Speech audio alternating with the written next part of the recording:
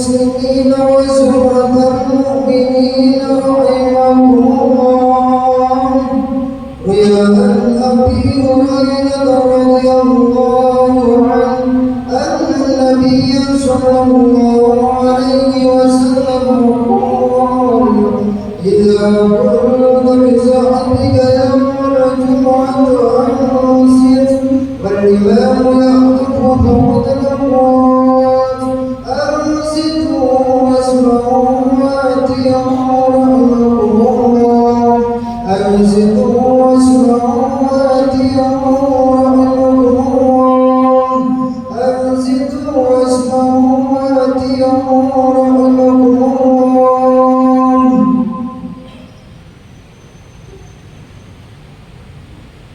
اللهم صل على محمد. اللهم صل على سيدنا محمد. اللهم صل على سيدنا محمد وعلى آل سيدنا محمد. Assalamualaikum warahmatullahi wabarakatuh. Allahu Akbar.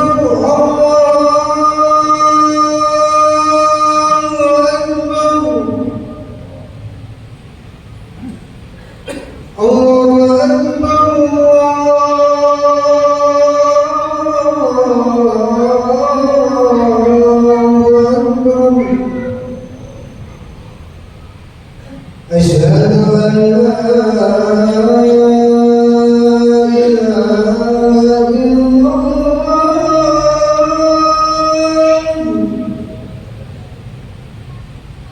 أشهد أن لا إله إلا الله.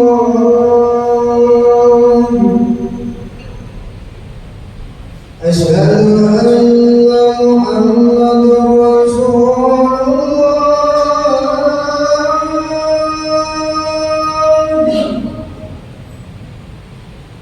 أشهد أن محمد رسول الله.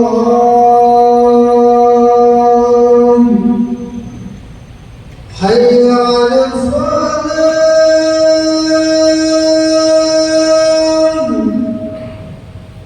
حي على الصلاة.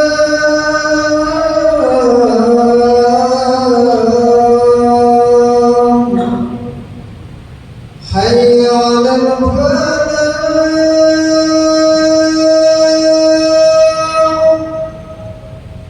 حي على الفلاح.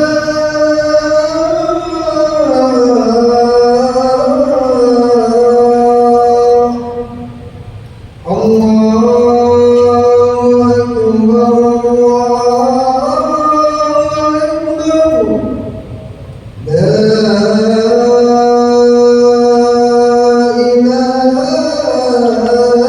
إلا الله.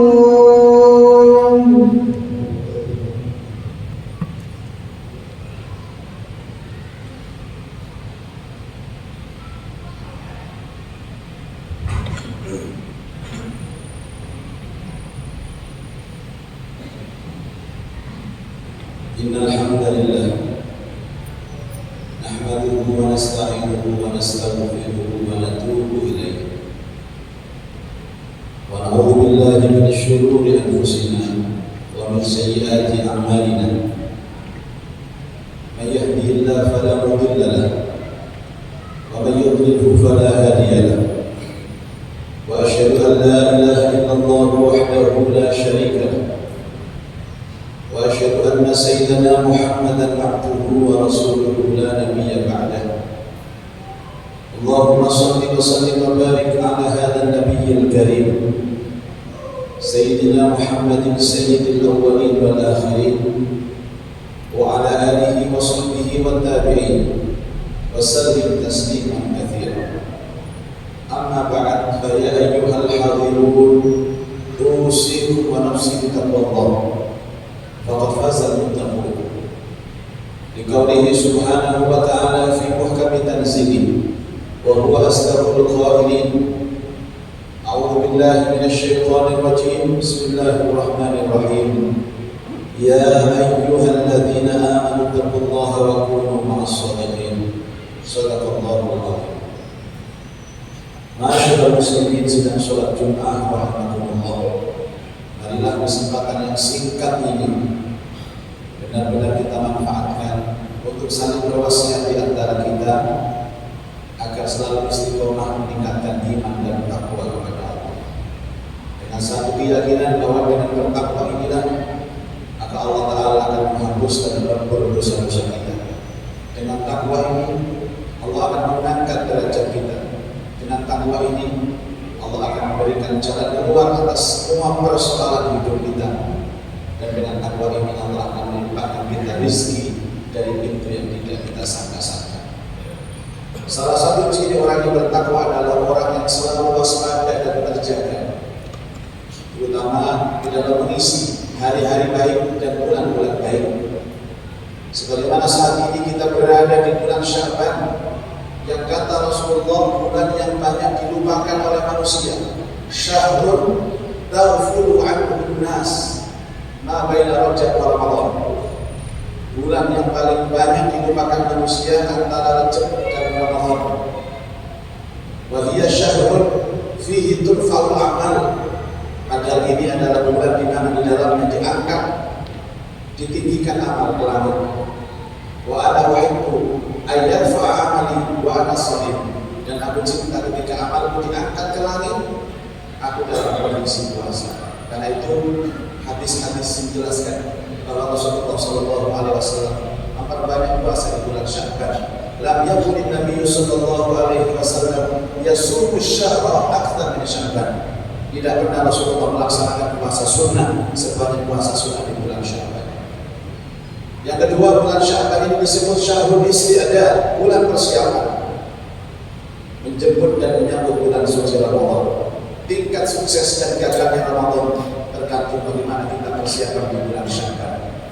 Ada satu makalah mengatakan orang yang gagal mempersiapkan berarti telah mempersiapkan kegagalan. Saatnya kita cancur tali mondor, kita jadikan Sya'ban sebagai bulan untuk mempersiapkan lahir batin menyambut bulan suci Ramadan. Dan ada peristiwa besar masyaallah hadirin di dalam bulan Sya'ban ini, di mana Allah telah mengizinkan Rasulullah untuk pindah arah kiblat dari Masjidil Aqsa ke Masjidil Haram. Terjadi di bulan Sya'ban. Ini bisa kita baca dalam satu kitab yang berjudul Mata bi Sya'ban yang ditulis Sayyid Muhammad Alawi Al-Malakil Hasan. Beliau menyebutkan bahwa ketika 16 bulan Rasulullah mulai hijrah ke Madinah, selama itu Rasulullah menghadapkan arah kiblat ke arah Masjidil Aqsa. Yang jadi persoalan, kalau Rasulullah menghadap ke arah Masjidil Aqsa, berarti Rasulullah mengumpuli Ka'bah. Ka'bah itu ada di belakang Rasulullah. Ini yang membuat Nabi gelisah. Tiap malam beliau mengadangkan wajahnya ke langit, seolah-olah beliau ingin agar kiblat ke Masjidil Aqsa segera pindah ke Masjidil Haram. Sampai ayat turun, qad nara taqalluba wajhika fis sama. Sungguh aku telah melihat engkau wahai Muhammad, setiap waktu kau mengadahkan wajahmu ke langit. Fala nuwalliyannaka qiblatan tardhaha, dan aku tahu yang kau inginkan agar kiblat segera pindah ke Masjidil Haram. Sekarang juga fawalli wajhaka syatral Masjidil Haram, maka sekarang juga arahkan kiblatmu ke arah Masjidil Haram. Ketika ayat itu turun dan diperintahkan berubah kiblat dari Masjidil Aqsa ke Masjidil Haram, posisi Rasulullah berada di satu kampung namanya Banu Salam, dan beliau melaksanakan salat zuhur 2 rakaat yang pertama masih menghadap ke arah Masjidil Aqsa, dan 2 rakaat yang kedua Rasulullah menghadap ke arah Masjidil Haram tanpa membatalkan salat. Dan momentum itu sekarang dia bagikan dengan satu bangunan di dalam kampung itu namanya Masjid Qiblataini. Setelah itu Rasulullah berangkat ke Madinah dan sholat asar di Masjid Nabawi. Dan di Masjid Nabawi inilah Rasulullah mulai awal rakaat sampai akhir rakaat sholat menghadap ke arah Masjidil Haram. Diumumkan ke seluruh sahabat di Madinah. Disitulah muncul pro dan kontra. Yang yakin dan beriman kepada Rasulullah, mereka mengatakan ini adalah perintah Allah dan aku taat. Sami wa ata'na. Tapi sebagian orang munafik mengatakan, kenapa Muhammad harus berubah arah kiblatnya? Kemarin ke arah Aqsa, sekarang ke arah Masjidil Haram. Dan orang-orang yang seperti ini hadirin disebut oleh Allah dengan orang-orang bodoh atau as-sufaha. Sehingga Allah Ta'ala berfirman, sayaqulu sufaha'u minan nasi ma wallahu. Berkatalah orang-orang bodoh itu, kenapa Muhammad harus merubah arah kiblatnya? An qiblatihim allati kanu 'alaiha, kemarin ke sana sekarang ke sini. Dan Allah langsung menjawab di ayat berikutnya, qul lillahil masyriq wal maghrib. Ingatlah sesungguhnya barat dan timur adalah kepunyaan Allah. Bukan persoalan kalian menghadap ke arah mana. Ini perintah Allah. Kemudian turun ayat berikutnya bahwa kebaikan itu bukan menghadapkan ke arah timur atau barat, tapi kebaikan itu beriman kepada Allah. Laisa birra an tuwallu wujuhakum qibala al-masyriq walakinnal birra man amana billahi wal yawmil akhir. Hadirin, menghadapkan arah ke arah kiblat ini bagian dari ketaatan kita kepada Allah. Seandainya suatu ketika Allah menyuruh kita menghadap ke arah selatan, kita taat. Bukan apa perintahnya, tetapi siapa yang memerintahkan. Itu orang beriman. Jadi perbedaan orang iman sama munafik itu, kalau orang beriman lihatnya ngomong siapa, tapi orang munafik omongannya apa. Karena itulah di dalam kajian-kajian fikih menghadapkan arah ke kiblat ini bagian dari secara sahnya sholat. Artinya apa? Orang yang sholat tidak menghadap kiblat, sholatnya batal, tidak sah. Tapi bagaimana kita melihat dan bisa mencari arah kiblat? Mungkin dengan akal kita ada masjid, mungkin dengan kompas, mungkin dengan arah matahari. Tapi yang jadi pertanyaan, seandainya suatu ketika kita berada di tanah lapang yang tidak ada arah petunjuk menuju ke kiblat, tidak ada orang yang bisa kita tanyai di mana arah kiblat, maka apa landasan kita untuk menghadapkan wajah kita ke arah kiblat waktu sholat? Landasannya adalah keyakinan hati. Karena itulah ibadah apapun hadirin itu bermuara pada keyakinan hati. Suatu ketika kita sholat zuhur tidak tahu arah kiblat, kita yakin arah kiblat ke arah sana, langsung takbir, Allahu Akbar. Ternyata di rakaat yang kedua keyakinan kita berubah. Bahwa karena itu orang kiblat, bahwa sebenarnya langsung ambil arah serong tanpa membatalkan sholat. Ternyata rakaat kedua mamang lagi, bahwa karena itu langsung putar arah lagi sampai sholat zuhur itu 4 rakaat dengan menghadapkan 4 arah yang berbeda. Sah.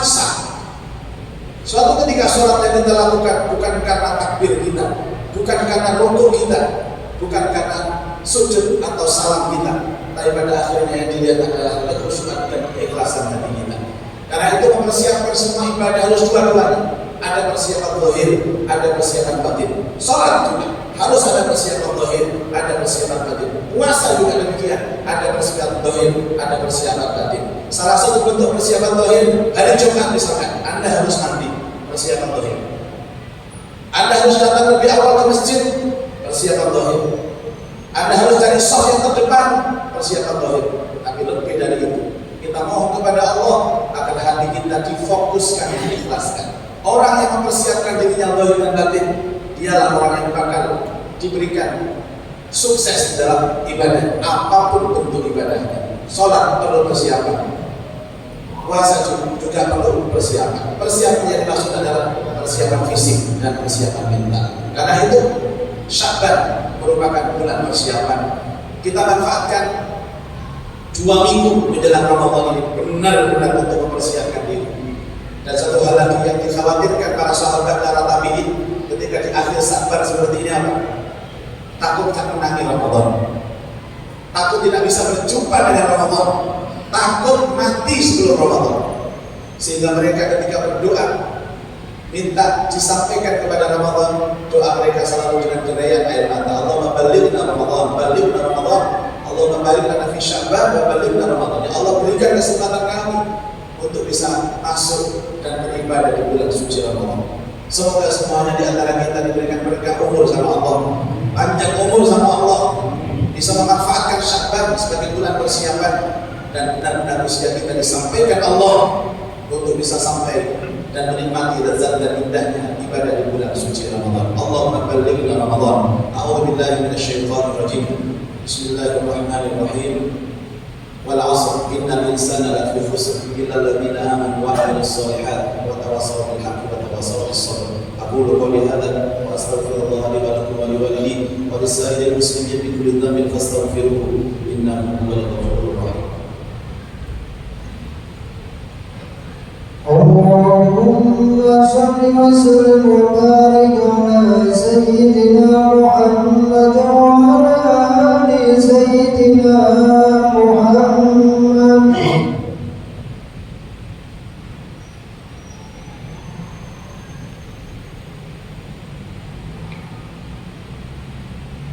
Alhamdulillah, alhamdulillah. Alhamdulillahilladzi arsala rasulahu bil huda wa dinil haqq liyudhhirahu 'ala ad-din kullihi wa kafaa billahi shahidan. Arsalahu bil haqqi basyiran wa nadhiran wa da'iyan ila Allah bi idnihi wa sirajan munira. Asyhadu an la ilaha illallah wahdahu la syarika lahu wa asyhadu anna sayyidana Muhammadan 'abduhu wa rasuluhu la nabiyya ba'dahu. Allahumma shalli 'ala sayyidina Muhammad wa alihi wa sahbihi ajma'in wa sallim tasliman katsiran. Amma ba'du, fa ya ibadallah, ittaqullaha haqqa tuqatih wa la tamutunna illa wa antum muslimun. Wa'lamu anna Allah shalla 'ala nabiyyin qadim wa qala jalla jalaluhu 'azima inna Allaha wa malaikatahu yusalluna 'alan nabiy ya ayyuhalladzina amanu sallu 'alaihi wa sallimu taslima.